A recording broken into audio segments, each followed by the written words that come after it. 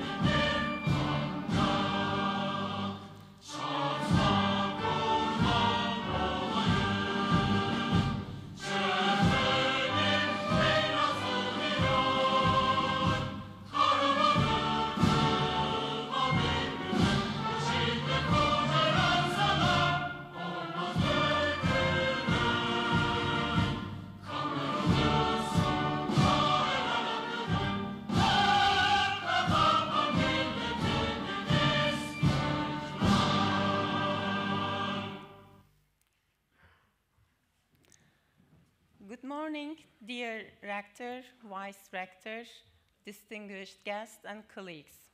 It's a great pleasure to welcome you all to our Internationalization in Higher Education Conference. Today we gather to discuss a topic that is not only vital to the growth and sustainability of our academic institutions, but also essential to shaping a more interconnected and inclusive world. As we all know, the landscape of higher education is undergoing rapid change, and it is no longer sufficient for institutions to focus just on local and national perspectives. And universities are no exceptions. They need to navigate diverse cultures, cross borders, and meet new demands and opportunities. Globalization has redefined the way we think about education, collaboration, and cultural exchange today. We must prepare students for a future that addresses all these global challenges. The internalization of higher education goes beyond academic boundaries and encourages intercultural dialogue. Internalization is not limited to the acceptance of just foreign students. It is more than student mobility or academic partnerships. It includes academic cooperation, curriculum development, the creation of multicultural campuses, and the implementation of research projects across borders. It is about building bridges across cultures, expanding our academic horizons, and fostering a sense of global citizenship. It creates opportunities for students to learn from diverse perspectives, collaborate on a global scale, and appreciate the richness of different cultures. The main benefits of internalization brings to higher education are increased quality, cultural diversity, global competitiveness, and increased research capacity. As a result, the internalization of universities allows higher education institutions to play a more active role on the world stage, while also providing individuals with a global perspective. It also challenges us as educators to think, actually rethink our curricula and develop innovative programs. Today, especially with the rapid developments in technology and digitalization, internationalization has gained a broader meaning beyond physical boundaries. We have many virtual exchange programs and multilingual education opportunities that require planned strategies and great and strong coordinations. We believe that this conference will bring together academicians, students, and experts from different geographies and will facilitate new collaboration opportunities. First of all, I'd like to thank our Rector Professor Dr. Fatma Aydın for her invaluable support, and our esteemed Chairman, Professor Dr. Sait Kurşunoğlu, who led the organizing committee, and all team members who contributed to the organization for their devoted works. I would also like to thank our distinguished keynote speakers who will be with us after our opening speeches. We are especially very proud to announce that Internationalization in Higher Education Conference is the result of a strong collaboration among 26 partner universities from 19 different countries. This remarkable global partnership reflects the core of our conference mission, to bring together institutions from diverse backgrounds and foster the exchange of knowledge across borders. I encourage you to take this opportunity to ask questions. Let this be a platform for open dialogue so that we can find new ways to make internationalization more accessible and impactful. I hope that the knowledge and experiences you will gain here will provide valuable contributions to your institutions and academic life, and these 2 days we spent together will shed light on the future of transformation in higher education. I look forward to the engaging discussions and collaborations that will emerge from this conference. Let us work together to prepare our students not just for their careers, but for a global future. I welcome you again and wish you all an insightful conference.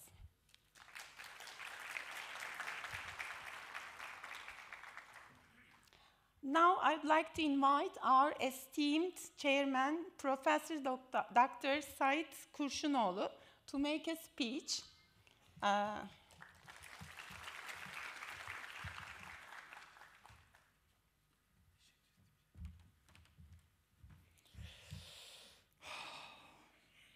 Good morning and hi everyone. I would like to welcome our guests to ICON 2024 conference. Firstly, I want to say strongly condemns to our state, to our Tusaş company terror attack, and I offer very strongly condolences to our public. We believe our country, that is in this region, a pillar of peace. Then we are proud of how far our university has come. We have been on a steady growth path since 1975 and have been involved in internationalizing our institution since 2004 when we opened our Erasmus office. We are delighted to share that as of 2012, the OMÜ exams and the student admission process, a concrete and comprehensive step in internationalization, were initiated directly by our university. We are pleased to say that as of 2024, our university ranks among the top 5 universities in Turkey with the highest number of international students. We have achieved this by conducting students' exams in over 60 centers abroad using only our own resources. Our university is fully committed to internationalization. We are happy to say that we currently host 5,000 international students from 108 countries. We see the point we have reached as the beginning stage. Beyond that, we want to create a gullible navigation for the further stages of internationalization of higher education and to foresee gullible opportunities and challenges. Digitalization is rapidly accompanying the globalization of our world in the last decades. The borders of local campuses are rapidly opening up to different cultural geographies as well as digital wars. The internationalization of higher education is a trend that will be caught up, not postponed. We have updated our vision to reflect our commitment to quality process. Our goal is to become an entrepreneurial and international university where innovation in science and technology, quality in education and training, trust in service, and stakeholder satisfaction are ensured. We have even included internationalization as a distinct priority in our policies.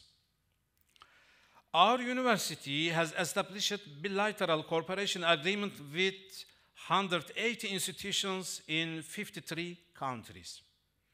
We support academic activities aimed at international cooperation through special programs.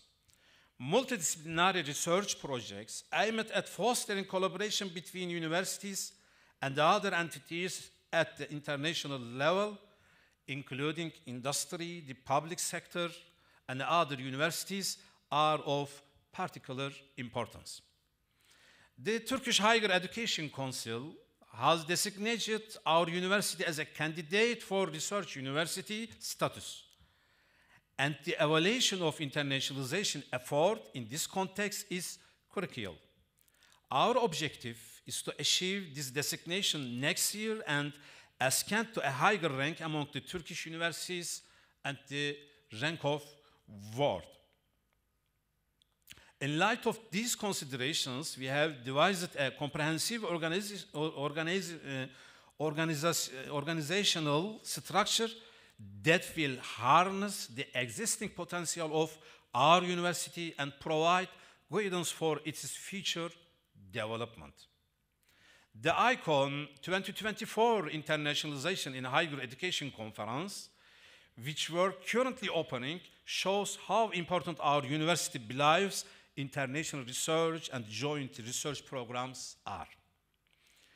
When we first planned this conference, we reached out to the universities we directly work with for support. As the process went on, many other universities and institutions showed interest in partnering with us. We had to cap the number of partners because we could have easily reached 100. The overwhelming interest clearly shows that this topic is growing in importance worldwide. In the end, we partnered with 28 universities and 5 institutions from 19 countries as conference partners and stakeholders. We are organizing a unique event that involves many stakeholders worldwide and achieves a high level of harmony with the concept of internationalization. We approach the expression of internationalization of higher education from a multidisciplinary perspective that encompasses all areas of academia, sociocultural interactions, campus life, technology projects, and all areas of research and development. We recognize the harmony of internationalization with the university naming. We aim to contribute to achieving qualified, sustainable, and development concrete results in our higher education. I would like to express my deepest gratitude to the universities and institutions that are our stakeholders from all these countries. Türkiye, Malezya, Endonezya, Italy, Pakistan, Algeria, Kazakhstan, Uzbekistan, United States of America, Sierra Leone, Kyrgyzstan, Somalia, Palestine, Kosovo, Albania, Bangladesh, Moldova, Bosnia-Herzegovina, and Uganda. A heartfelt thank you to everyone in the conference honor organization and our scientific committees. Especially, I would like to express my deep gratitude to my valuable colleagues, Dr. Ahmet Aycan and Dr. Alcay Bayraktar, both of around us, and my very valuable teammates who have enabled our organization to come to this day with their high skills and voluntary contributions throughout this process. I would also like to thank the Yunus Emre Institute for all their support and for sponsoring the event. Additionally, I would like to thank the Samsun Metropolitan Municipality and its mayor, Mr. Halit Doğan, for their help and institutional support. My thanks also go to Hüseyin Dündar, the mayor of Çarşamba district, where our second biggest campus is located, for his support. A special welcome goes to Professor Dr. Mahmut Aydın, the rector of Samsun University. I am very grateful to him and Samsun University for being our stakeholders, and I also thank him for agreeing to be our keynote speaker. I am also thrilled to introduce two more excellent keynote speakers. We are honored to welcome Professor Dr. Kimberly Knowles from the University of Alberta in Canada, and Dr. Maud Arifin Abu Hassan and his distinguished wife, both from UTM, University Technology Malaysia. Welcome to all of you. We have also been joined by numerous rectors and vice-rectors from our partner universities.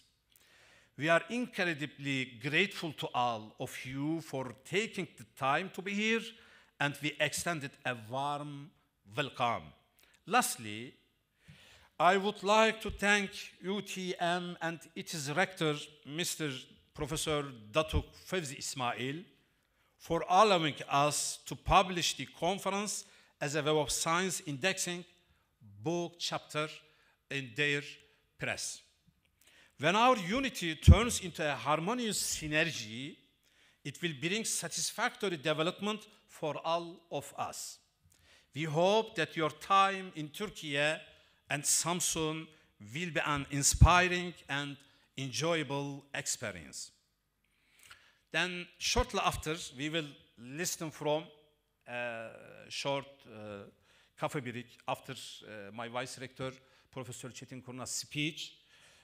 We will take a break, and we will listen from our first keynote speaker, Professor Dr. Hans de Witt, a leading figure in the field of the higher education of internationalization. We are excited to hear from him as well as from all our other esteemed keynote speakers. And thank you, and we look forward to a productive and engaging conference.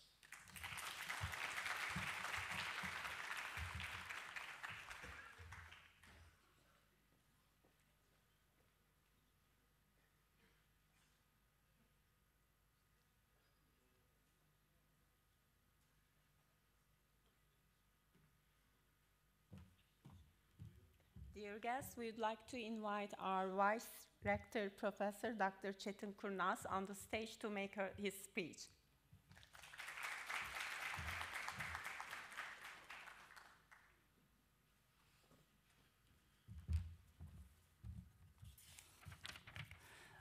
Good morning, dear guests. First, I would like to briefly explain the points in Turkish, then I will continue to the rest of my speech in English. Sayın Rektörüm, Sayın Rektör Yardımcılarım, Dekan Hocalarım, sizleri şahsım ve üniversitem adına saygı sevgiyle selamlıyorum. Konferansımıza hoş geldiniz diyorum.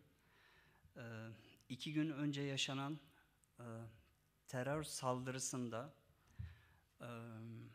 hayatlarını kaybeden Vatan evlatlarına Allah'tan rahmet, ailelerine başsağlığı diliyorum. Yaralılarımıza da acil şifalar dilemek istiyorum. Kendim de savunma sanayinde çalışan, öğrenci yetiştiren bir mühendis olarak daha fazla çalışacağımızı, daha fazla koşacağımızı buradan sizlerin huzurunda söylemek istiyorum. Kararlıyız, güçlüyüz, başaracağız. Bunu da özellikle söylemek istiyorum. So,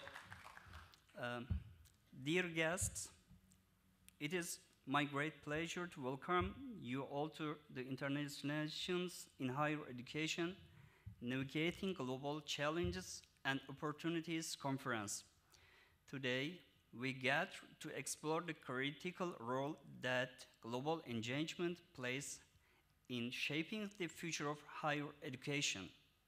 This conference provides a platform to share knowledge and cross-border education process and develop strategic perspectives. With the participation of the 26 partner universities from 21 countries, we have a unique opportunity to strengthen global cooperation in the higher education sector. Enhancing the quality of both education and research through global collaboration is a powerful approach. At Ondokuz Mayıs University, we view this as creating an ecosystem, and we are taking structural steps to realize this vision. Currently, our university hosts nearly 5,000 international students from 120 different countries, and we aim to further increase this. We also focus on the recruitment of the foreign faculty members and the exchange of students and staff through partnerships. We are excited to work together to seize the opportunities that global engagement offers. Throughout the conference, the presentation and the panels will help us explore the challenges and opportunities in this field, allowing us to develop more effective strategies. I wish you all the inspiring and productive conference. Thank you.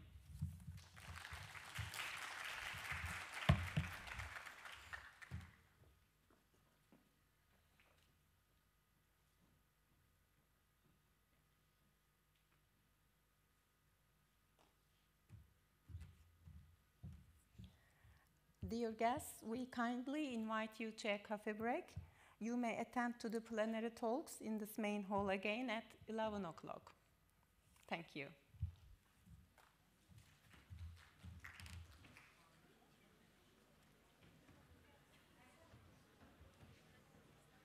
Welcome again, dear guests. First, let me introduce myself. I am Associate Professor Dr. Ceylan Yangın Ersanlı, and on behalf of the organizing committee, I will moderating these plenary talks today. And the first plenary talk is going to be given by Hans de Wit, Professor Dr. Hans de Wit, and it is titled as Critical Reflections on the Concept and Evolution of Internalization in Higher Education. But before we begin, I have just a few housekeeping notes for you. Please do hold your questions until the end of the session.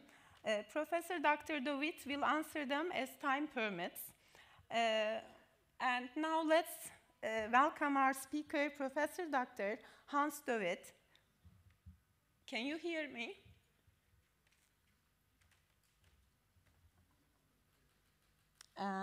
Okay. He is an emeritus professor at Boston College. And he is a globally renowned scholar. Professor Hans de Wit has made his name studying the internalization of higher education. His current research interests include how to reach global learning for all students, the future of internalization, post-COVID-19, international student recruitment, and mobility in non-Anglophone countries. Hans de Wit developed the MA in International Higher Education program. He is currently co-teaches together with Ellen Hazelcorn in the ED program, a course on managing change in higher education, as well as the summer residency program in Ireland. From 2015 to 2020, De Wit was director of the Center for International Higher Education at Boston College. He has also served as director of the Center for Higher Education Internationalization at the Catholic University of the Sacred Heart in Milan, Italy, and as vice president for international affairs and senior advisor international at the University of Amsterdam. De Wit also taught at the Amsterdam University of Applied Sciences. And welcome again, Professor, and thank you for accepting our invitation, and the stage is yours. Thank you very much. Can you hear me well? Yes. Good morning, everybody, and sorry that I cannot be with you in person, but I look very much forward to talking with you this morning. I will try to see if I can bring in my PowerPoint, but it doesn't, let me see. No, but anyway, that doesn't work. I'm talking today about the critical reflections on what we mean with internationalization of higher education and what has happened with this term and this concept over the past decades, and then looking forward to its future.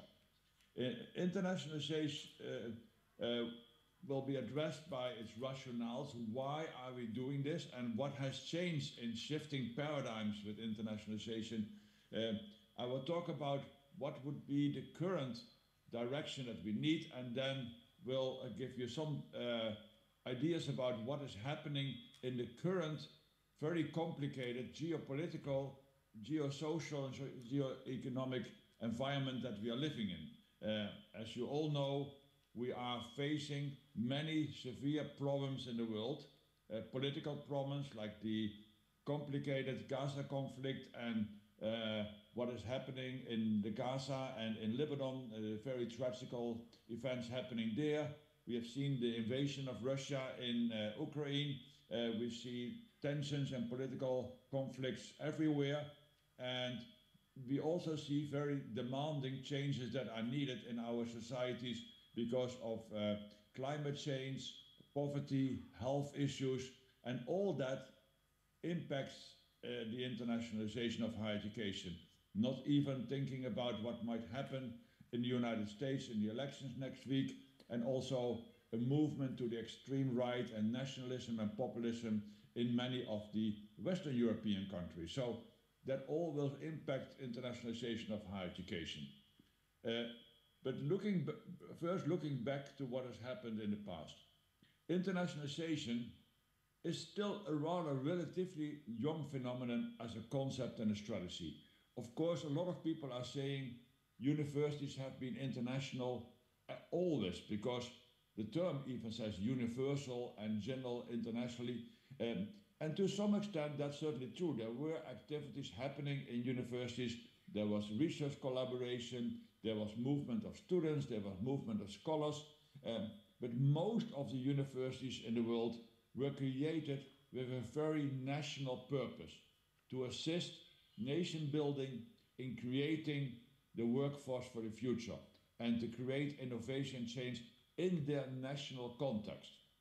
And only by the end of the 1980s, the beginning of the 1990s, we have seen that universities had to respond to the new developments in the world, the increasing globalization of our societies, the fall of the Iron Curtain and the end of the conflict between the two big superpowers, Soviet Union and the United States, the initiatives by the European Commission, they all forced the universities and were stimulated by their governments and by organizations like the European Commission, the OECD, the World Bank, UNESCO, to see how we can increase international collaboration in research and in movement of people and in particular students.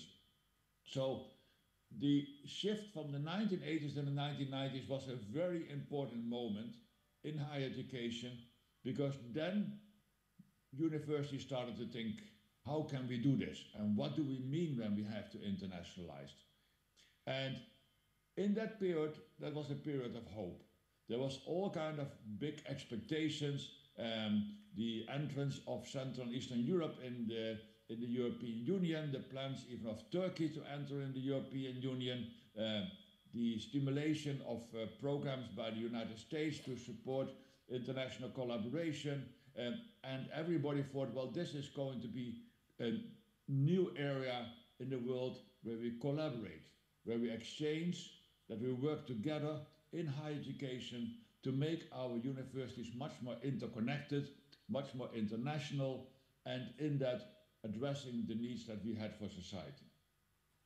But what happened tragically is that during the 1990s, gradually, the movement from collaboration moved to much more competition. We started to compete. We competed for the best international students. We competed for the best international faculty. We competed for the top positions in the international rankings. We competed for access to publications of the top journals in the world. The dominance of English became very much more clear in international collaboration. And so the paradigm shifted from internationalization perceived as collaboration, working together, to competition. And that was in particular dominated by what we call now the global north, or the Anglophone, including the Western European countries, which called basically the internationalization process. They were receiving most of the international students, the best professors in the world. They dominated the dissemination of research, and they dominated the rankings. And in that you see an increasing inequality in the international collaboration happening around the world. That's a real fact that has been happening in the course gradually of the 1990s, even to some extent stimulated by the Bologna process in Europe, although the Bologna process itself also had some kind of positive impact in the sense that it made the European higher education area, including Turkey, much more collaborating together. It also created much more a competitive environment. And that trend has been going on in the past 2 decades. We have seen increasing more focus on competition. Although there was also a kind of counter-revolution. A counter-revolution of people saying, this is going in the wrong direction. The focus is too much on competition and too little on collaboration. The focus is too much on mobility of students and not about the internationalization of the students at home. Because the reality is, of course, we have seen that the number of international students going to study in another university around the world has increased substantially. It is now over 6 million, and that is double as much as 10 years ago, and those 3 million were already double as much as the previous 10 years. And the prediction still is that we will see that in the coming decade that number will increase even more. So the movement of students is a very important part, with 6 million, and is increasing. But the reality is that at the same time, it's a very small percentage of the students that move around. And we can say more or less the same, although we don't have exact numbers, that also applies to the movement of professors, and even far more than the movement of administrators. So worldwide, probably only 1 to 2% of the student population has an international experience. In the United States, it's something like 10%. In the European higher education area, thanks to Erasmus, it's something between 10 and 15%. But that means in the rest of the world it's around 1%, in Africa it's even 0.5%. So if we focus our internationalization strategy on the movement of people, we stay very elitist and exclusive, because only a very minor percentage of students and faculty will be benefiting from this process if we focus our internationalization strategy on only increasing the movement of students and faculty and administrators. And I'm not going to say that that movement itself is bad.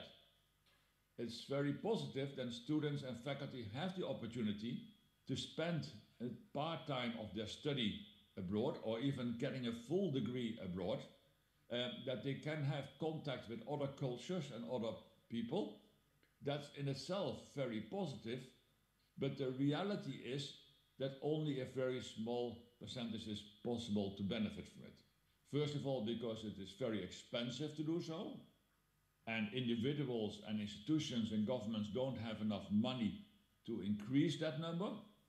And secondly, there are all kinds of personal circumstances that make it very difficult for people to do that. So if we continue to focus our internationalization strategy only on mobility, we stay very elitist and exclusive. And the counter-reaction to this development was, we need to create an internationalization at home experience. What do we do with the other 95 to 98% of the people that have not been able to go abroad?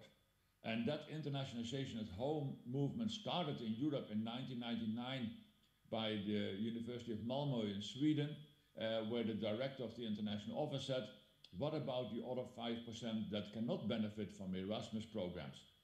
And how can we create a policy for internationalization at home of those students? And that movement has resonated around the world, of people saying, yes, that is very important. A similar movement happened in the UK and Australia, where they have many international students, something like at that time 25%.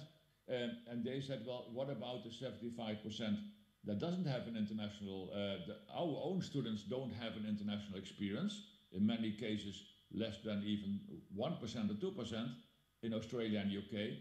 And what do we learn to our international students when they come to Australia and the UK? So that was the internationalization of the curriculum movement. People like Betty Lisk in Australia driving that conceptual thinking about how can we create a curriculum that develops international, intercultural competences for our own students and for the international students, that prepares them to become global professionals and global citizens. That was a very driving movement in those countries.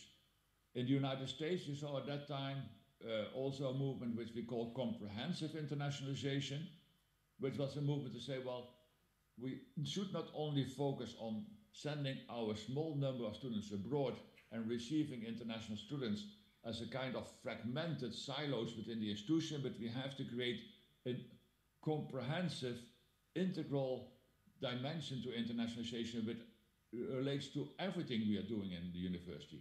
And that is not something that's only in the international office, but that all actors in the higher education community are going to be very clear that they will have an international component.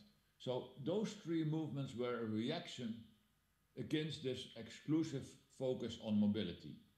Later on, we also have seen that there was two other reactions to say, well, the focus now in internationalization is very much on the educational mission of the universities. But higher education has three missions: research and social service to society are two other missions of higher education. And what about the internationalization of those two developments? So we started to think about how can we internationalize more research. At first, the reaction was, well, by faculty, well, research is international, you don't have to have a strategy. But we found out that given the fact that there is such inequality between the global north and the global south with respect to access to funding, access to knowledge, that needs to be a strategy how we can internationalize research in the Global South on equal terms with the Global North. How can we create South-South cooperation? How can we create better professors and better graduate students? So that requires an internationalization strategy. How can we make access of researchers in the Global South to top research journals? That also requires a strategy. So internationalization of research has to become a very important extra dimension to the internationalization strategy of institutions. And then the third mission is getting more and more important, the service to society. So me and some colleagues, Uwe Brandenburg from Germany and Elspeth Jones from the UK and Betty Liskegen, we said, well, we need to have an internationalization of higher education for society that can help the universities with their goals for the sustainable development of the United Nations. Help to solve the problems for poverty, climate change, health, and all the other ones that's so important for our future of our planet. So internationalization also has to be related to that. So you see that there is this counter-revolution that tries to make a changing paradigm for internationalization, but that counter-revolution is, although resonating much in policy documents by international organizations, by leaders of universities, it is in practice still very marginal. So we need to take much more action to create this kind of revolution into what we mean with internationalization to serve really all students, all professors, and to help with a meaningful contribution to society. And that was something which we in 2015 also expressed in an updated definition of what is internationalization. The most common definition known around that time was the one by my dear friend and colleague Jay Knight from Canada, that said that internationalization is a process to include international, intercultural and global dimensions in the purpose, delivery and functions of higher education institutions. A definition which is a nice working definition which describes in a very good way that it is an ongoing process. It doesn't go by itself, it has to go on. You cannot just say we create a document as an institution of higher education that we're internationalizing, mission accomplished. No, the context change, the motivations why we are doing this changes constantly, so it is an ongoing process to do. But at the same time, it is only describing the process. And in 2015, we asked colleagues from all over the world, scholars, university leaders, professionals, if you want to update that definition, if you want to give a future direction to what internationalization should be, how would you describe that? And we came up with what I now call a new direction for internationalization. Building on the definition of Jay Knight, we said it is a process, but it has to be an intentional process. It doesn't go by itself. It has to be intention of governments, university leaders, professors, deans, students, the private community surrounding the institution of higher education to make that process of internationalization happening. Also, internationalization is not a goal in itself. It should have a meaning to enhance the quality of what we are doing in higher education, which is research and teaching. And it should be for all students and staff, so not for that small, very small percentage of students that are mobile. And lastly, but not least, it should have a meaningful contribution to society. So that direction is very essential to define what we should do in higher education in the current world. We should also, by that, break the dominance of the global north in controlling the internationalization process. Because it has implied, as I said before, that it is very exclusive and unequal.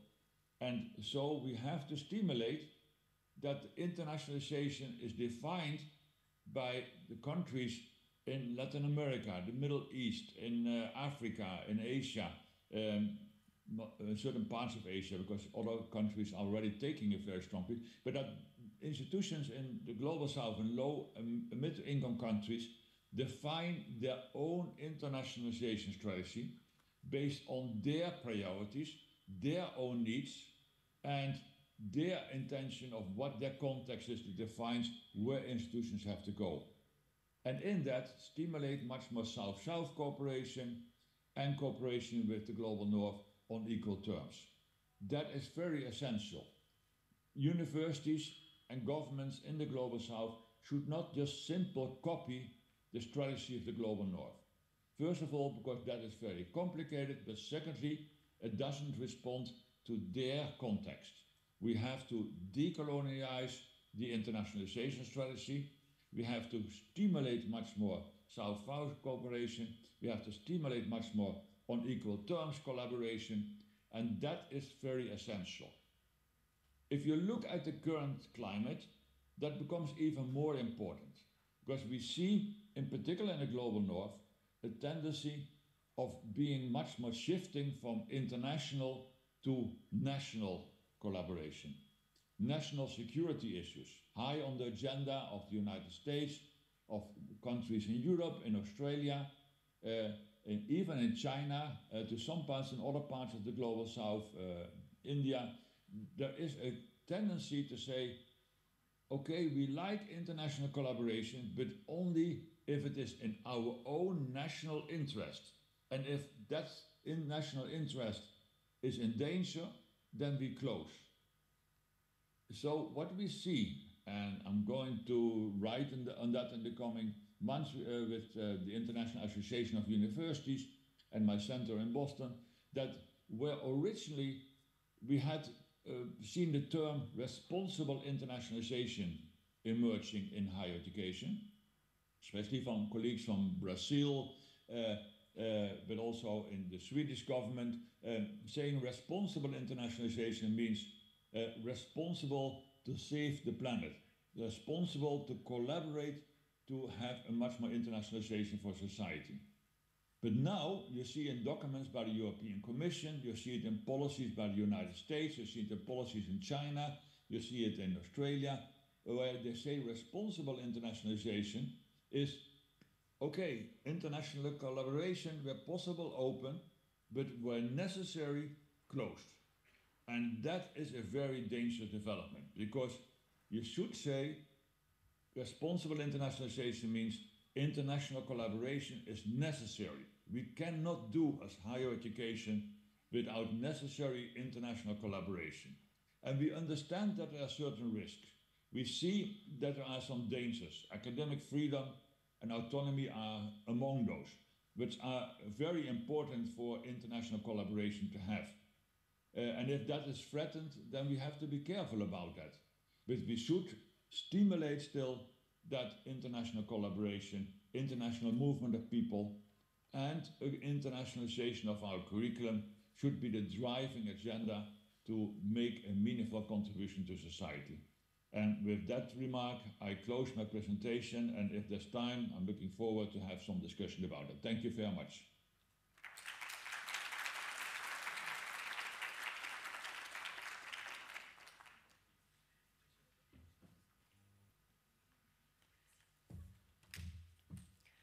Okay, thank you, dear Professor, for this excellent talk and wonderful presentation. Now we may have your questions.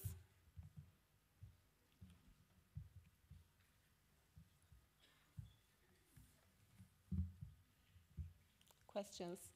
Okay.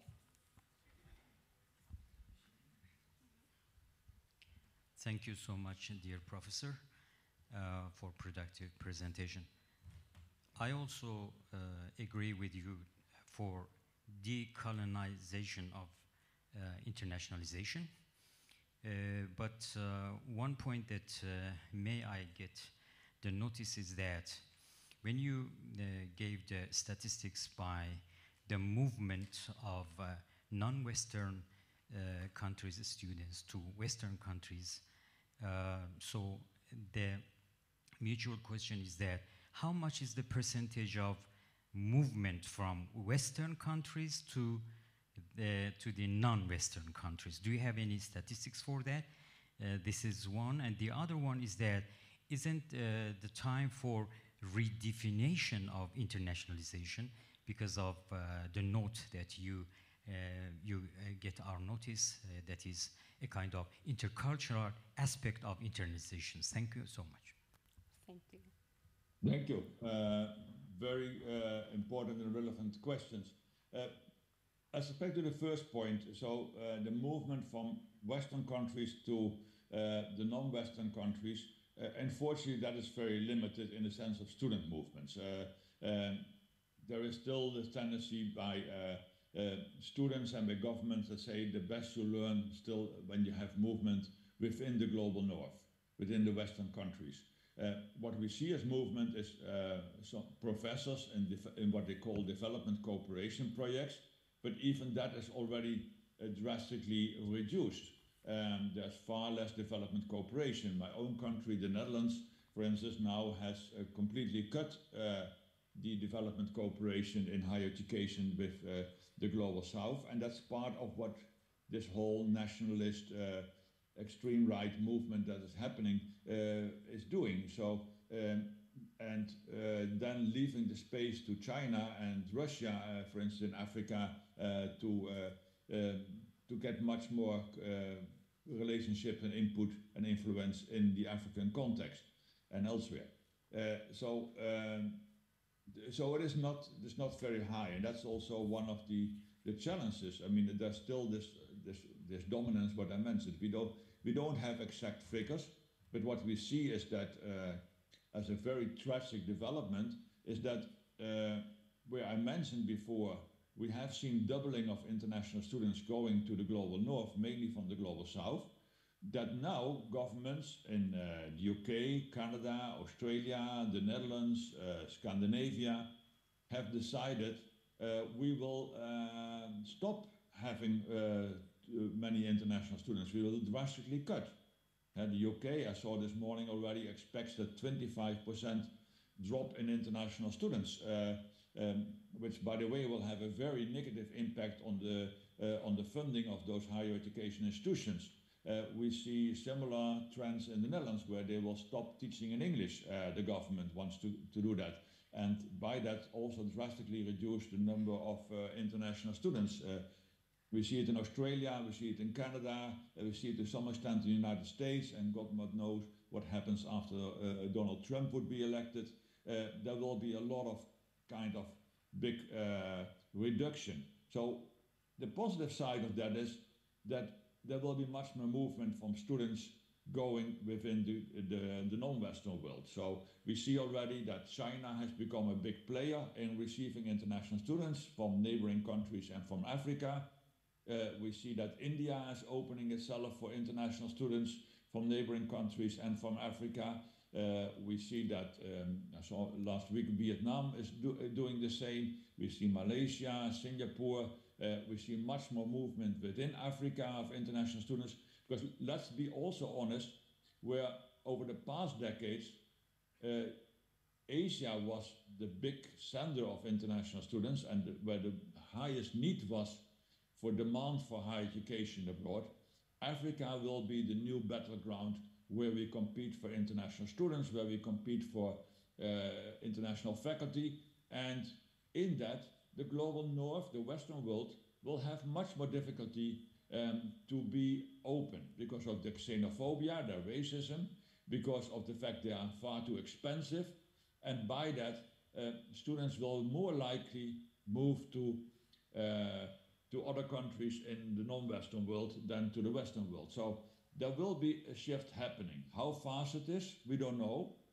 The best students will probably still go to the top-ranked universities in the global north and into China, but the rest will be probably going much more to the global south. That will be an interesting development, and we have to see what the implications are there in the long run.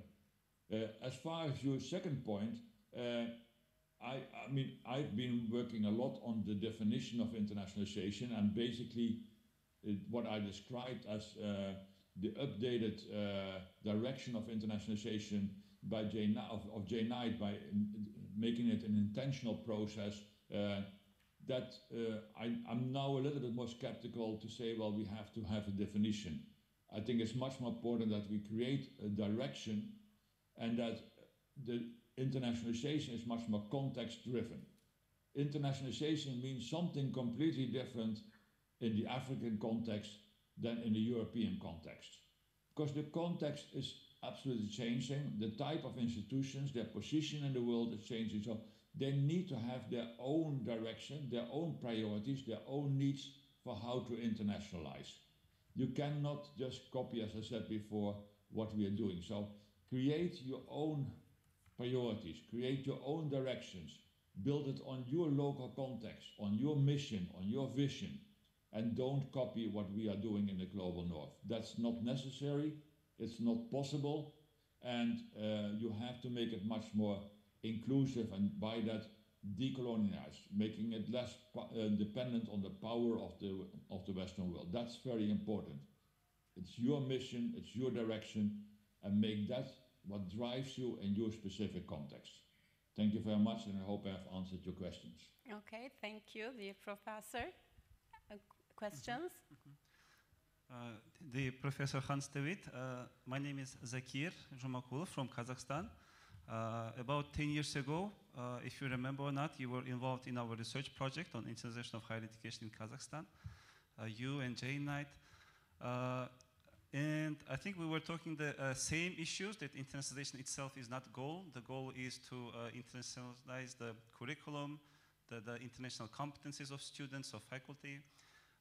But still, after 10 years, we see the governments, the policymakers, we still have the KPIs as statistics, mobility statistics, exchange statistics, and governments and international rankings are, I think, the key players who impose those.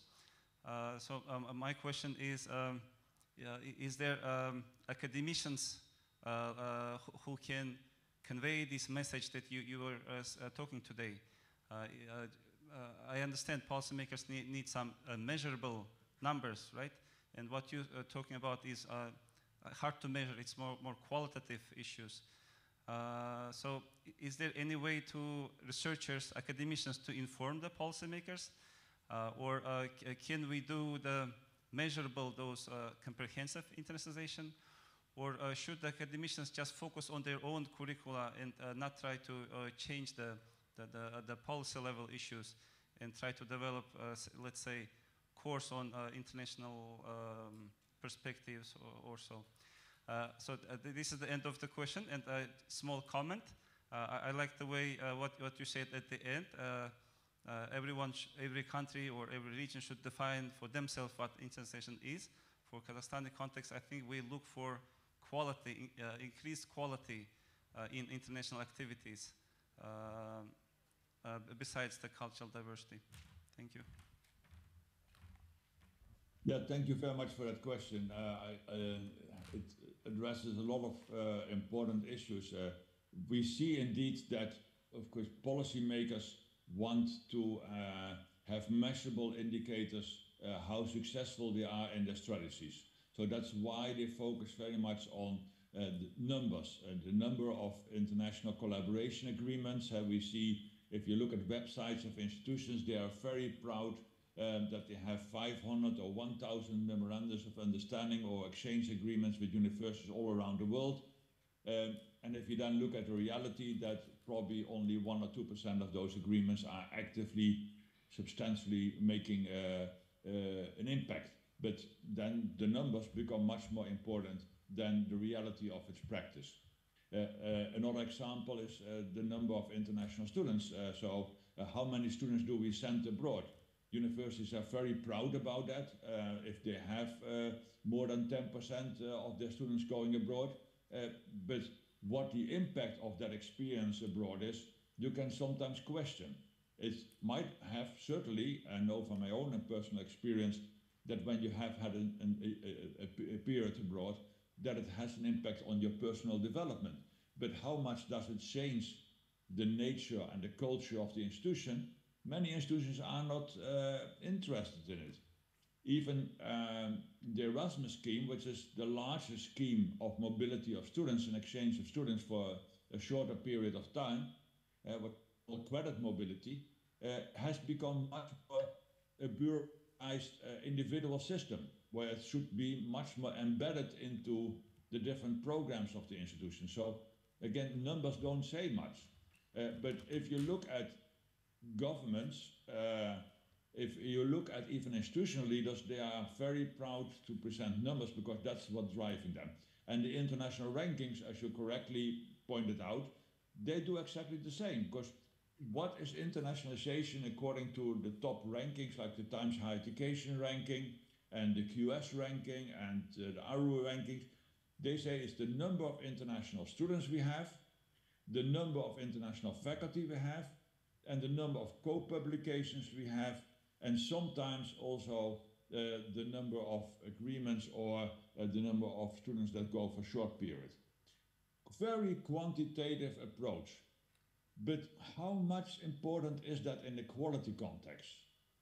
There's even a ranking by Times Higher Education that has the most international universities around the world. And then they base that again on those quantitative indicators.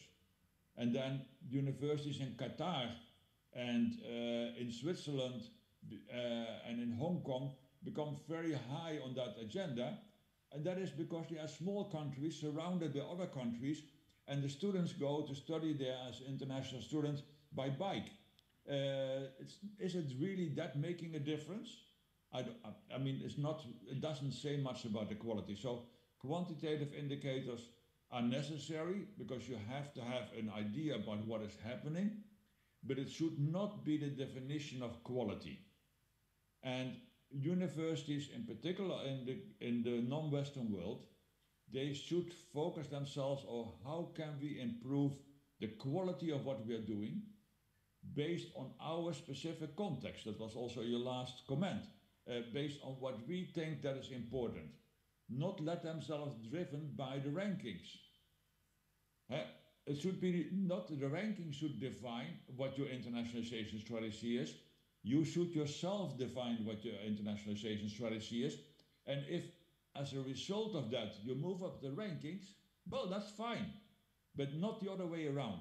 That's one of the big mistakes that we see when we talk about internationalization, is that we let ourselves be driven by rankings and by other factors, accreditation ideas, etc., and not by our own context, by our own mission, by our own definition of what we want to do with internationalization.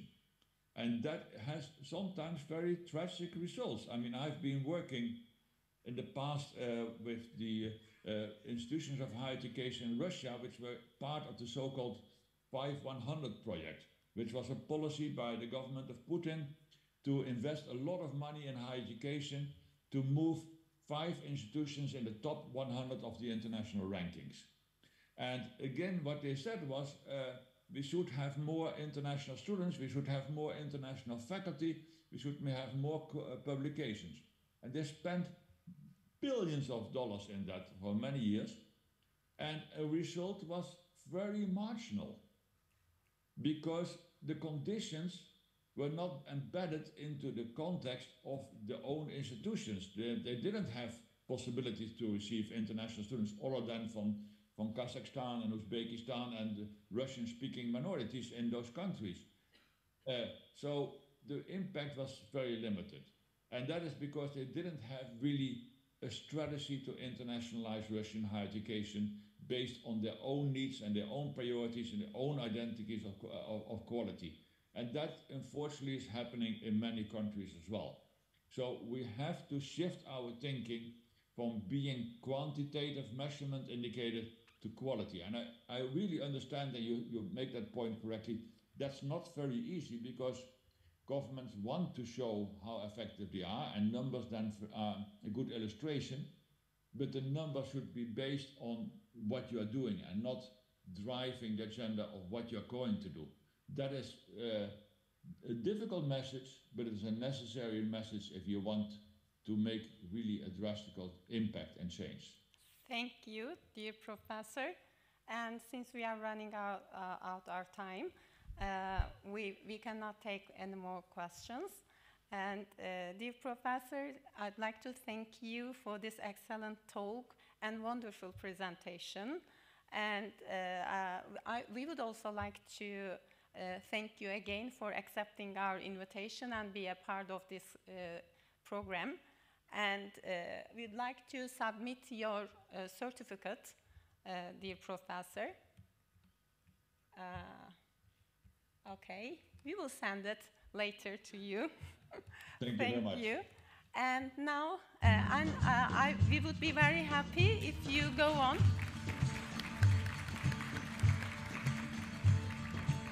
If you participate in the other plenary talk that will be given by Professor Knowles right after you. Thank you, dear professor. Thank you, and have a good conference. Thank you. And again, we'd like to, let's say, invite Professor Dr. Kimberly Knowles from University of Alberta. She is, but before she starts her presentation, I'd like to give a very brief information about her. Dr. Knowles is a professor in the social and cultural psychology area of the Department of Psychology at the University of Alberta, Canada. Her interdisciplinary research program focuses on how social interactions shape the complex and dynamic processes of language acquisition and intercultural relations, with particular attention on language and identity development in multicultural contexts. She also investigates the reciprocal relationship between sociocultural environments and people's motivation to learn languages both inside and outside the classroom. According to Stanford University's World Top Scientist Rankings, she consistently ranks as one of the most influential researchers in the field of language studies. Her work has also been recognized with awards from the Society for the Psychological Study of Social Issues, the International Association for Language and Social Psychology, and the International Association for the Psychology of Language Learning and Teaching. Now I'd like to invite the Professor Kimberly Knowles to the stage to make her talk, which is titled as Language Education and Internalization.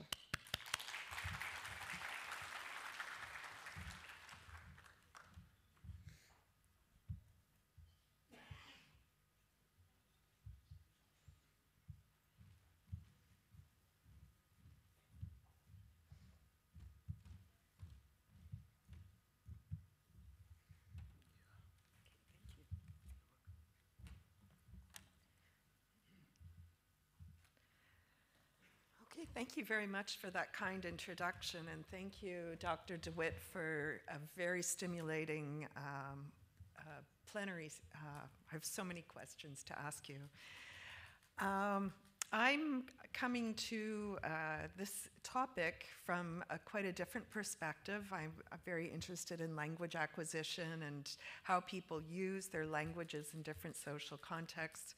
And so I'm giving you my perspective on internationalization from that viewpoint. And before I get started, I want to acknowledge that I'm coming from Amiskawaskahikan, which is the Cree term for Beaver Hills, or the city of Edmonton in Alberta, Canada. I want to acknowledge Dr. Professor Mustafa Saeed Kershimoglu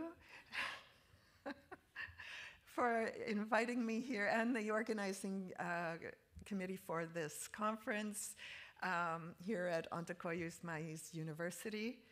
I want to acknowledge that the work I'm going to talk about today is done in collaboration with research assistants and faculty members at other universities, including Ali Dincher, Gabriela Denise, Nigel Montalou, and Savash Yesheljurt. And I want to acknowledge my funder, the Canadian government, the Social Sciences and Humanities Council of the Canadian government.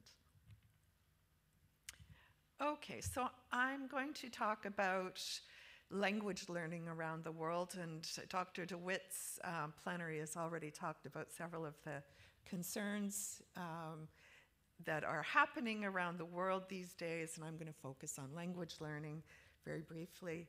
I'm going to talk a bit about motivation and self-determination in language learning and how that relates to internationalization, and then a little bit about the motivation to study abroad, and then finish with what that might mean for internationalization. So, as Dr. DeWitt pointed out, English has become a lingua franca in many respects around the world.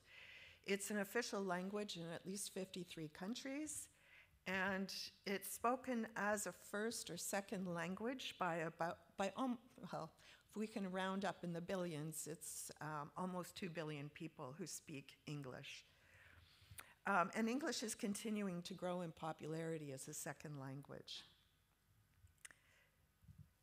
This is in contrast with what's happening in the Anglosphere, where interest in language education is low and it's declining.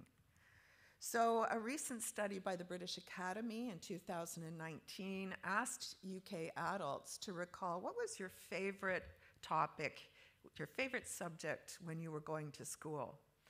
And as you can see here from the list, whether people are male or female, foreign languages came out at the very bottom of that list.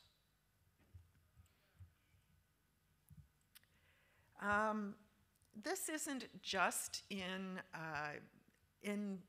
the UK or in Anglosphere countries. Languages are not particularly enjoyed as a topic across many countries. So this particular study by the Cambridge International Global Education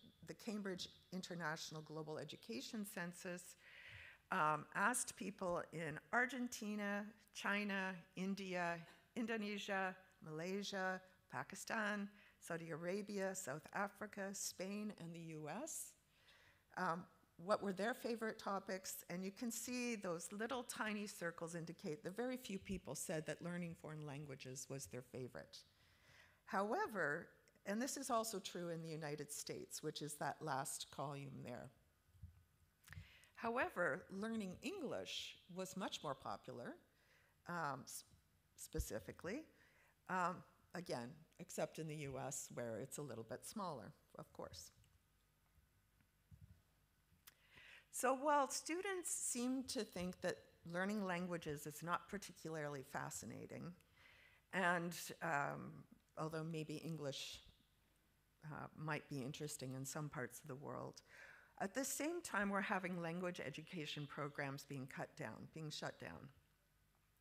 So in the Anglosphere, whether we're talking about the United States, the UK, Australia, New Zealand, and also in Canada, although the language dynamics in Canada are a little trickier, we're seeing concerns that we're facing a language learning crisis.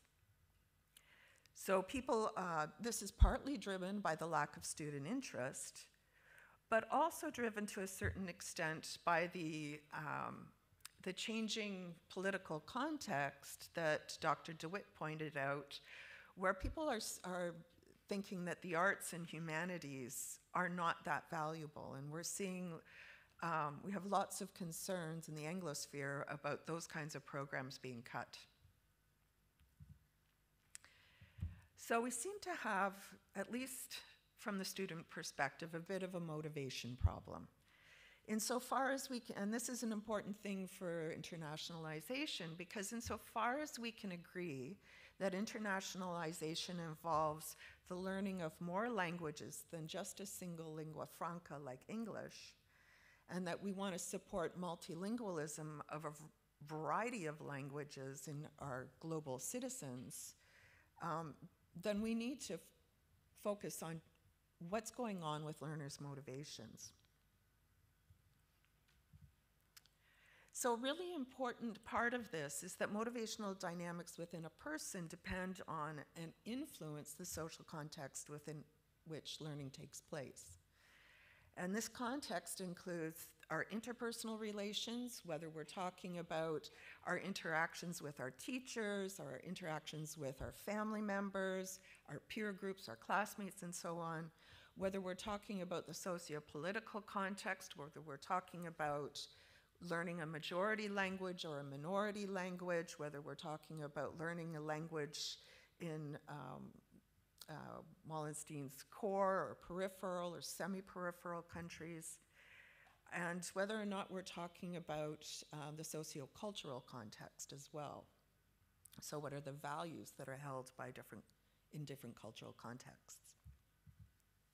So this is a very basic motivational model that has guided my thinking around this, that basically the social context at different levels influences our different perception, our self-dynamics, and our reasons, why we engage in learning a language, and that in turn influences the kind of actions that we take. And ultimately that leads to different kinds of outcomes, except outcomes it doesn't just end there.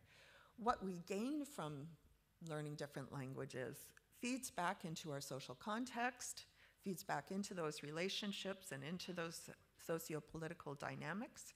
It also feeds back into how we think about ourselves and our own personal dynamics. So when talking about the self, I use the lens of a theory developed by DC and Ryan, which is a humanistic theory, and it starts with the idea that just as we all have physical needs for food, water, and shelter, we have psychological needs. And from their perspective, I'll get into those in a minute. These fundamental psychological needs feed into the kinds of reasons that we engage in behavior, and this impacts the way we regulate our behavior. So the three fundamental psychological needs are a need for competence. We all want to feel, or from this theoretical perspective, we all want to feel the sense that we're effective in performing an activity, like language learning. We're actually developing our competence.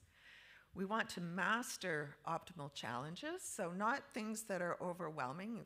We know that being immersed completely in a new language is a little too much, but small steps, just that much more difficult, help us to improve our performance. We also have a need for relatedness or connectedness with other people, and that's a sense of secure and satisfying social connections with others around us. And very importantly, we need a sense of autonomy and agency in our learning, that if we're going to learn a new language, we have to make a conscious and voluntary decision to engage in this topic in a personally meaningful manner. Now, if we are able to get those needs fulfilled, whether it's by teachers, whether it's by our international office, whether it's by people in the target language community, then presumably we're going to engage, we're going to be more interested for personal reasons in learning the language, and we won't feel pressured that we have to learn the language because the circumstances are controlling us. And we should presumably do better in the language.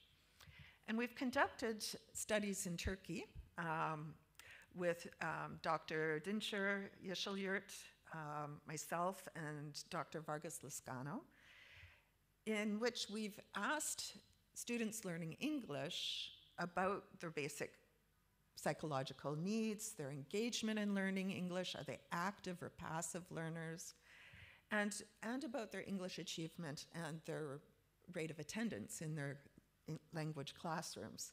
And as expected, we found that to the extent that people do feel more autonomous and competent and connected, they do engage more actively, they do perform better in English, and they're less likely to skip classes. And importantly, the teacher, to the extent that they support those needs for autonomy, competence, and relatedness, can help the students' motivation and decrease their absenteeism. Now, these fundamental needs are also important not just for improving attendance in language classrooms and improving people's achievement in languages, but they also have implications for intercultural contact.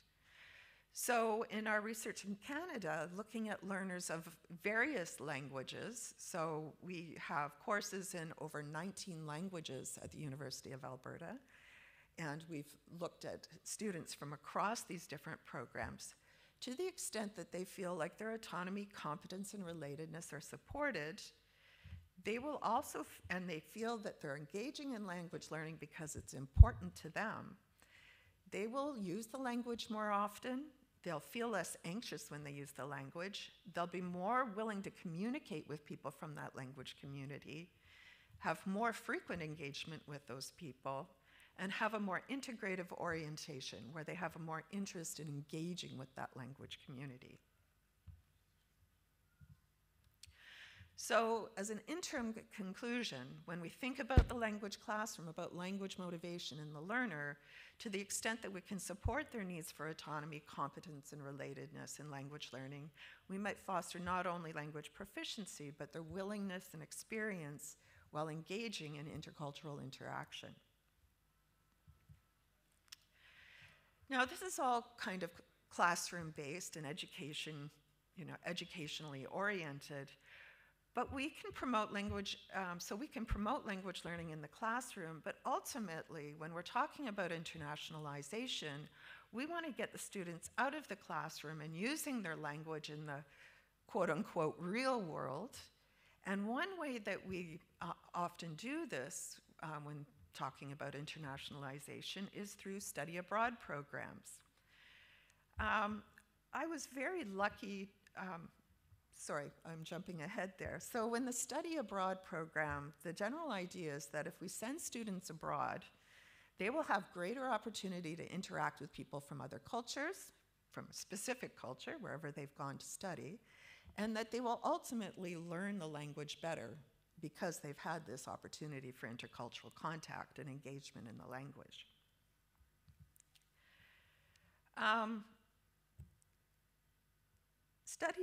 I was very lucky to have the opportunity to work with one of our university's program administrators for a study abroad program in Brazil.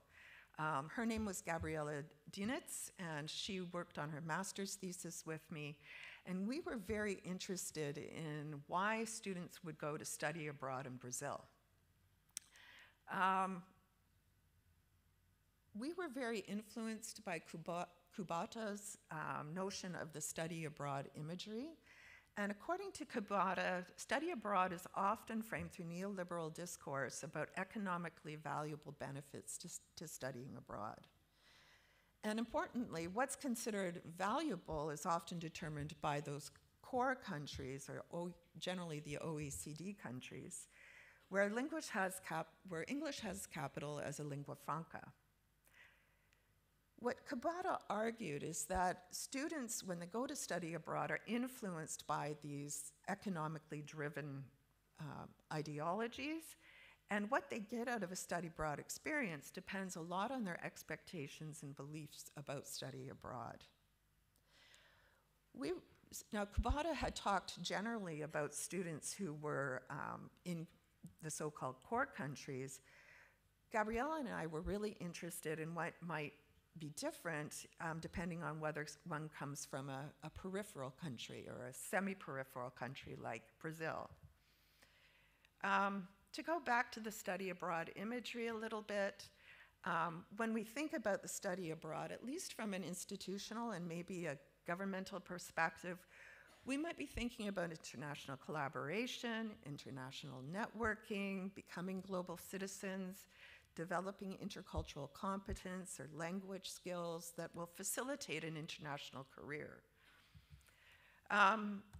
It also, from the institutional and governmental perspective, feeds into notions and ideas around increasing tuition dollars, having economic benefits for the local community, increasing one's prestige and funding within a nation, and rise in global rankings, and recruitment of talent from other countries, and all these things Dr. DeWitt pointed out.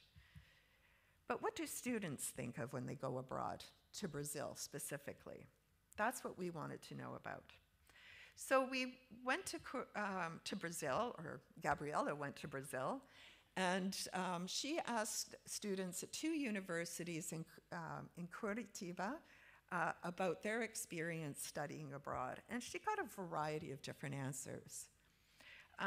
Some students said they want to live in Curitiba, learn more about Portuguese, be among friends, and learn from this culture.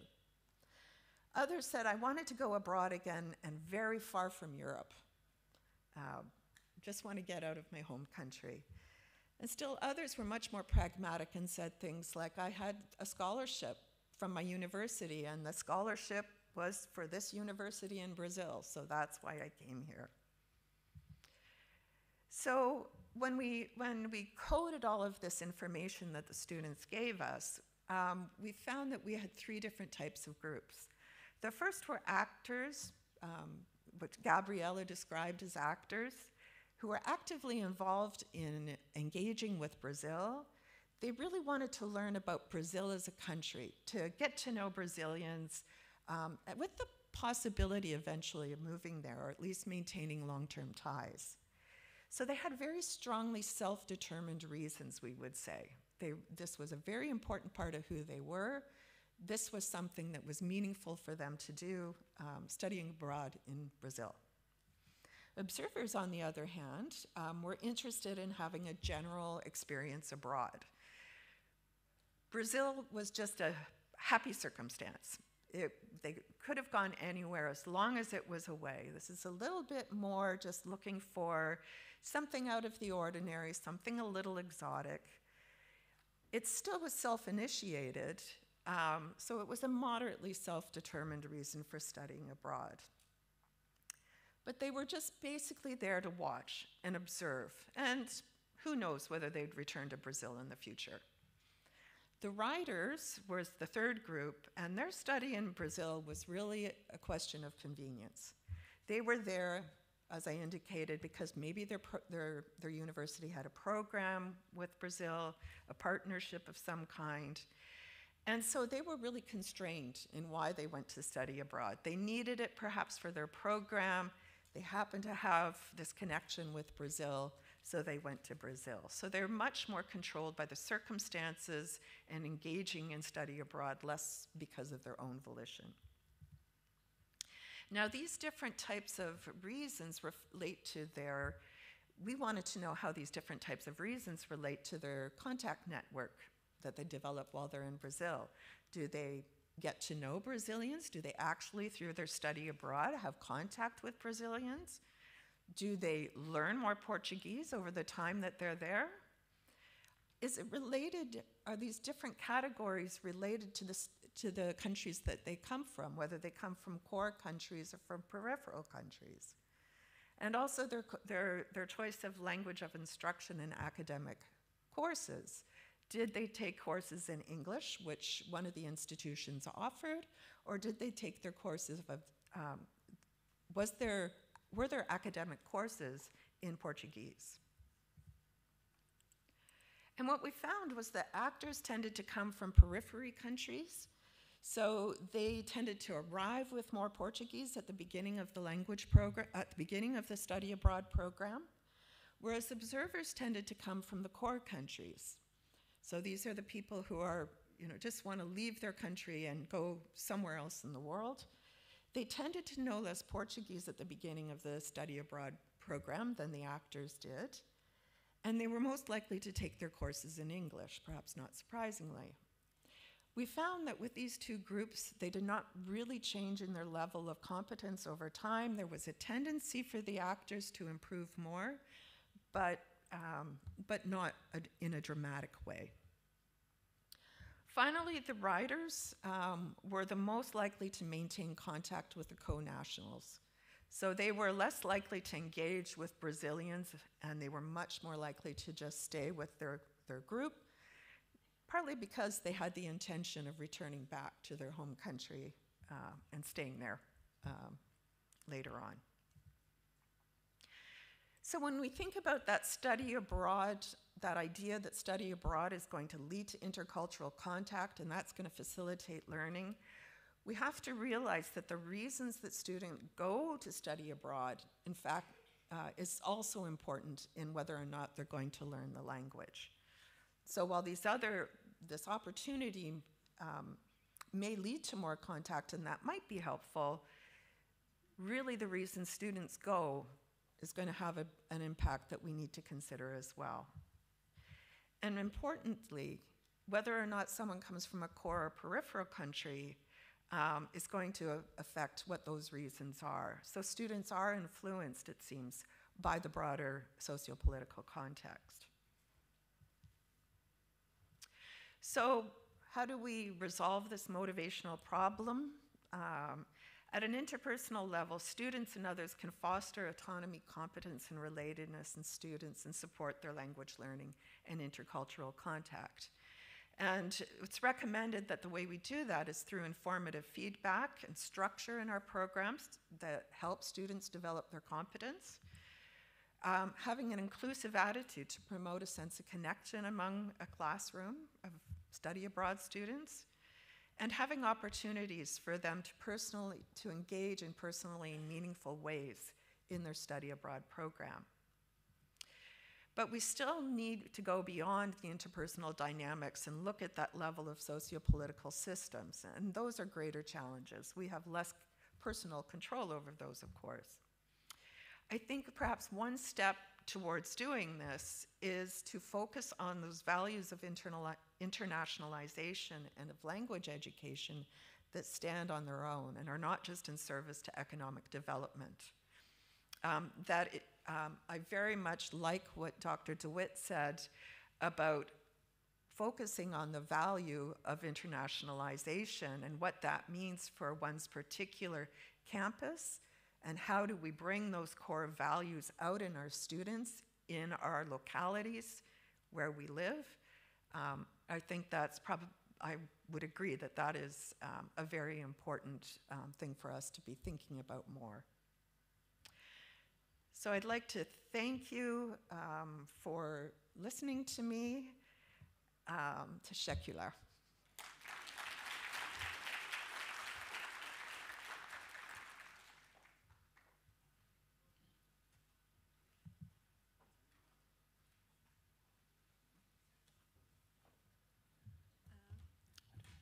Thank you, dear professor. We are waiting for your questions, if there's any.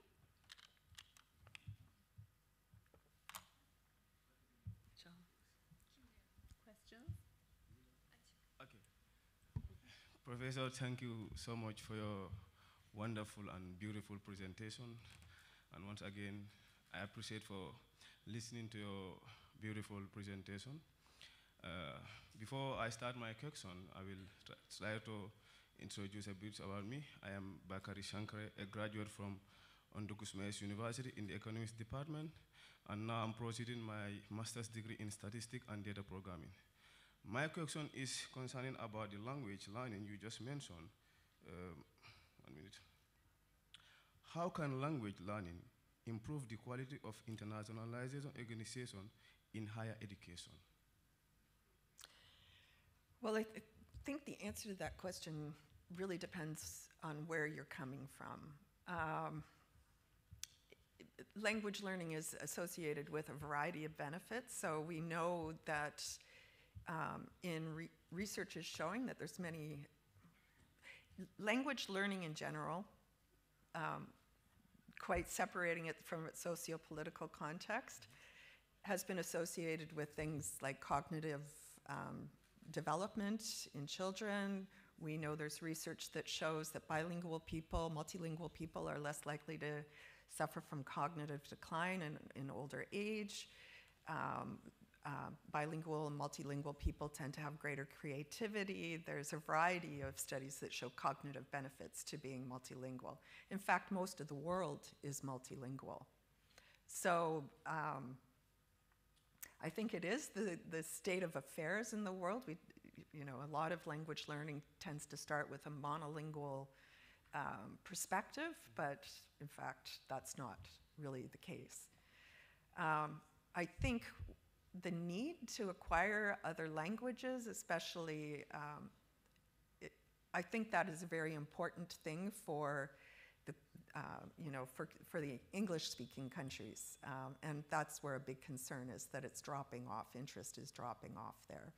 But I think the rest of the world is doing a good job already. So, and benefiting from the benefits of increased connection with other people, you know, the ability to negotiate conflicts and all those things that having a common communication system allows people to do. Does that really answer your question? Yeah, I appreciate it, and Yeah. thank you so much. Okay.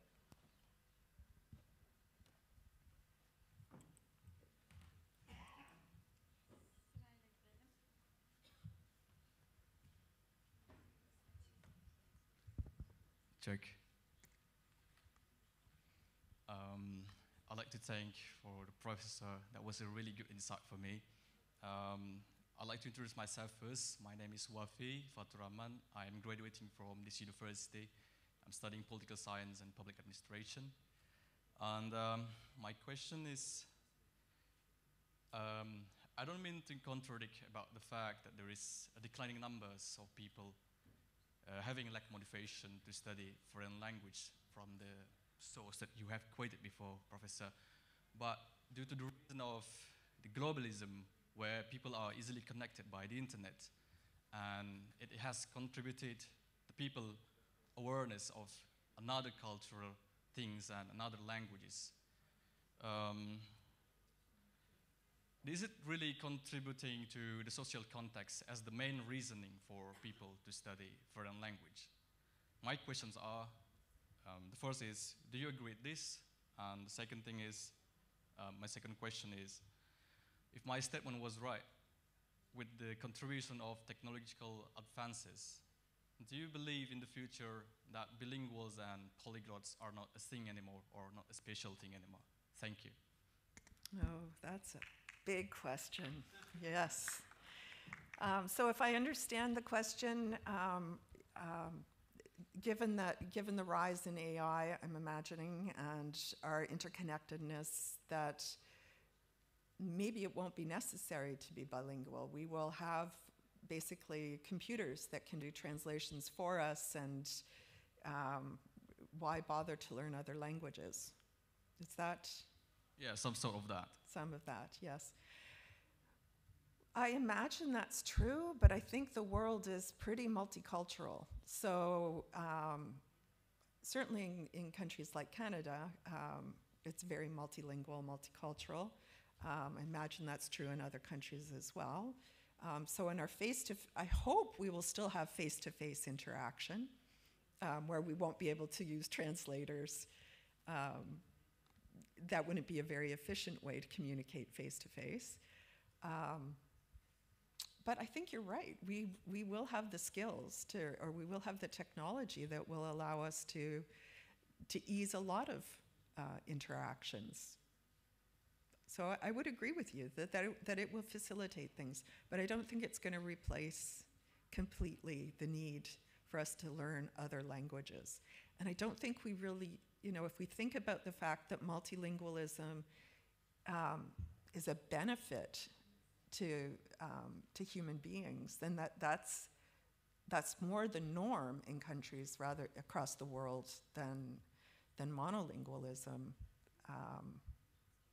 Yeah, I'm not so sure we really that's something to necessarily strive for.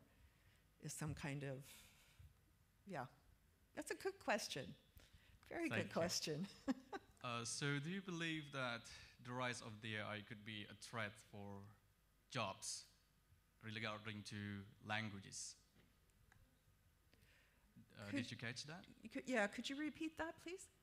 So do you think in the future the rise of the AI could be a threat for jobs or professions regarding to languages? That AI will be a threat to languages? Yes. I think it could be a tool. I think AI is going to be a tool, and it'll be up to us to decide how to use it. So if we want to use it to improve our learning or improve our use of languages and improve communication between people, then we can. But I think there's lots of ways AI could be misused to make it a problem. thinking particularly about the spread of misinformation and that sort of thing, and unclear, inexact articulations of problems and trying to come to common understanding. So it's going to depend a lot on how we decide to use it, at least in the short term. Maybe eventually AI will take over and we won't need humans anymore. Yeah. Thank you very much, Professor. Yep. I really appreciate it. Thank you so much, dear Professor. My question is about the word globalized. I'm trying to find you. I'm sorry. I'm sorry. Why globalized? You see that globalization as an aspect of imperialism. It deals with concealing Western policy of economic penetration into other nations. And that language you talked is a tool for that globalization. I thank you that you don't mention about English language, but practically it's not the case. Because you know that when our students go to this one way from bottom to up to Western countries to learn English and have communication, there is nothing about localization. In IELTS examination, you ask about culture and language, and even the accent emphasized on special type of English.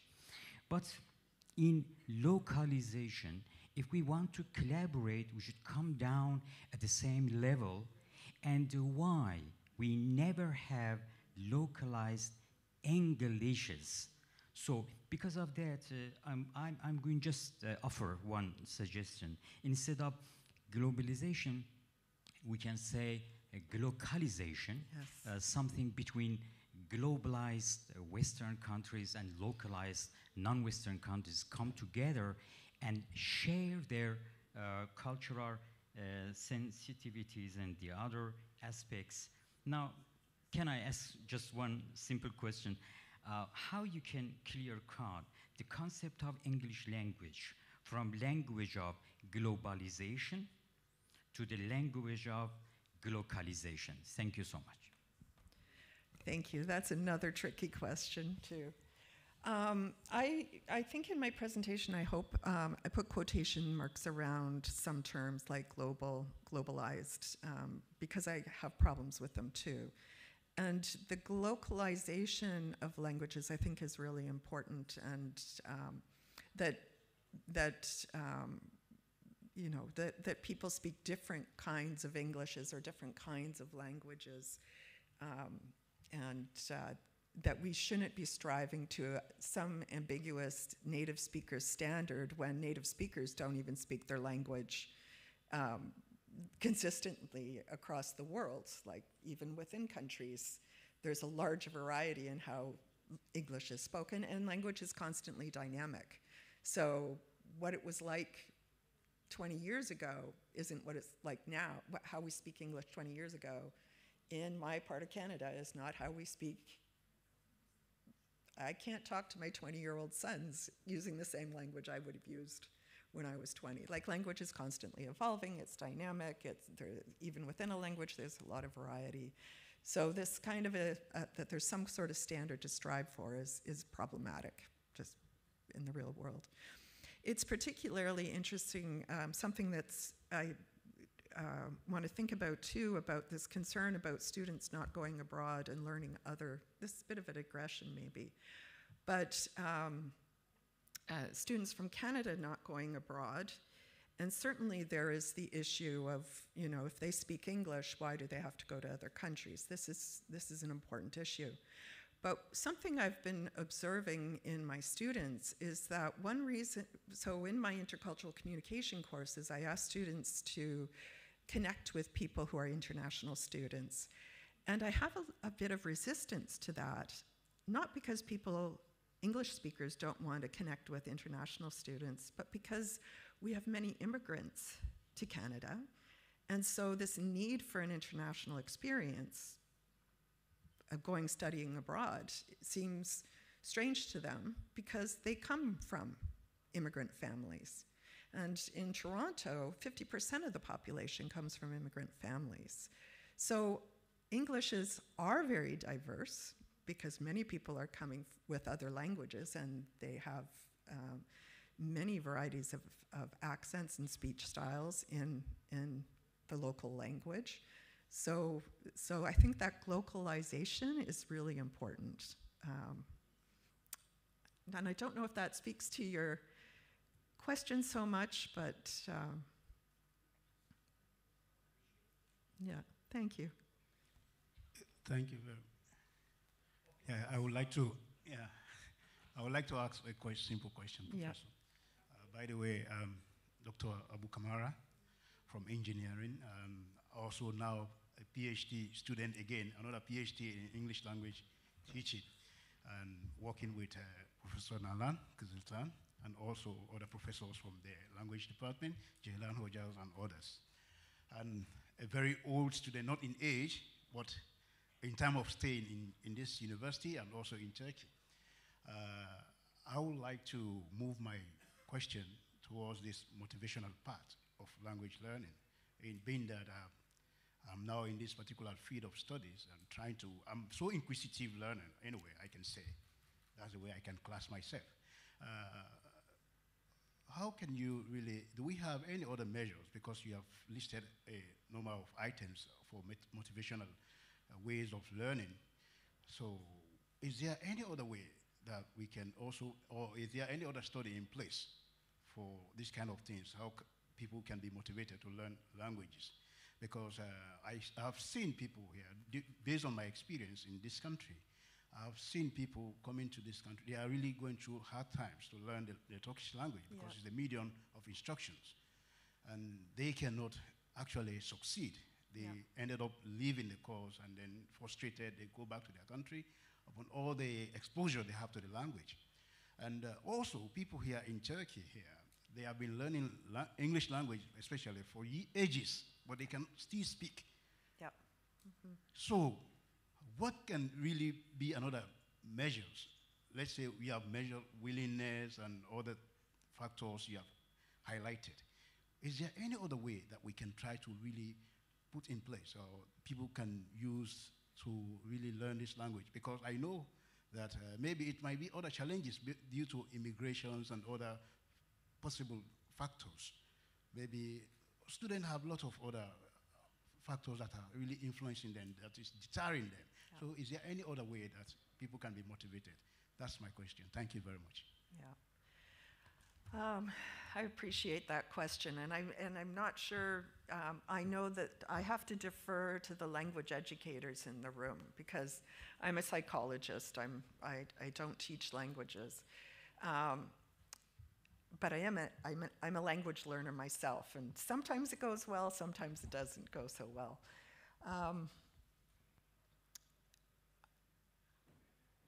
I think. And I speak from the perspective of a learner as well. So I think a few things that we have to keep in mind is what's realistic to learn. So if we think that learning a language as a child takes about 5 years until they start being able to talk, in a way they're at a level where they can go off to school, how quickly should we be able to learn a language? And I think being realistic about how quickly you can learn a language, in particular contexts, especially, for instance, if we think about internationalization at home, how far can people get in a language if they don't, engage with the community? It's a really important question, and I can imagine why people would be frustrated. If people are learning it because they feel like they have to, that's what I always think is holding people back. They don't really want to be there. And maybe in this case, maybe they don't have to. Maybe they can rely on translation devices and AI and, so we might question whether it's absolutely necessary for everyone to do it.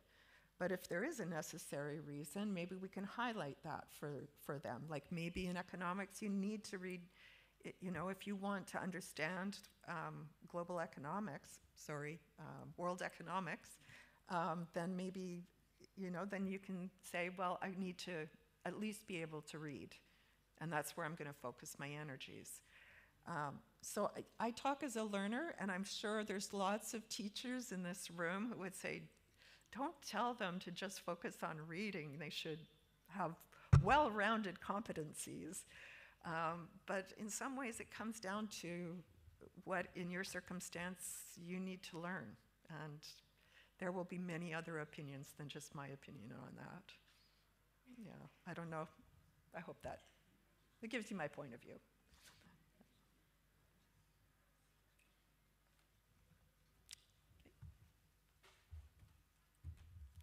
Thank you very much for this excellent talk, Professor ederim. Noz. Please, I'd like to invite our Vice Rector, Professor Dr. Çetin Kurnaz, to present Professor Noz's certificate. Thank you. Thank you. Thank you very much. Very nice presentation. I'm electronical engineering, and I think this is the last generation to try to learn English. Probably maybe 10 or 20 years later, we use a device to communicate each other, and maybe my imagination is select the accent or a lot of things to communicate, and then this is reality. And then really thanks to your presentation and come here and appreciate it. Thank you. Thank you so much. Ortada versek. Sertifika.